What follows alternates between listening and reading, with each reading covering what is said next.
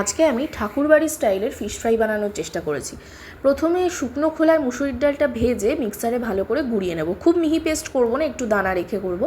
তারপর রসুন, পেঁয়াজ, আদা, কাঁচা লঙ্কা এগুলোর একটা পেস্ট বানিয়ে নেব। মিহি করে একটা পেস্ট বানিয়ে নেব, এর মধ্যে আর কিচ্ছু দেবো না।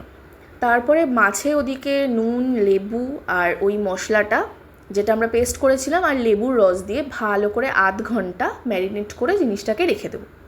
আর এর মধ্যে একটু দইও দেবো, ফ্যাটানো টক দই দেবো। এর মধ্যে কিন্তু নুন বা চিনি কিচ্ছু অ্যাড করিনি, শুধু ফ্যাটানো টক দই, আমুলের টক দই ইউজ করেছি। 30 মিনিট রাখার পর অল্প একটু রেগুলার মশলা যেমন হলুদ গুঁড়ো, একটু কাশ্মীরি রেড চিলি পাউডার আর একটু গরম মশলাগুলো গুঁড়ো দিয়েছি, যাতে কাঁচা মাছ তো যাতে গন্ধ না আসে। এরপর যে মুসুর ডালটা গুঁড়ো করে রেখেছিলাম, জাস্ট ব্রেড ক্রাম্বস যেমনভাবে কোটিং করে নিই ঠিক সেমভাবে কোটিং করে একটু ডুবো তেলে এটা ভাজতে হবে। তেল বেশি করে কড়াইয়ে গরম করে ভেজে নিয়েছি।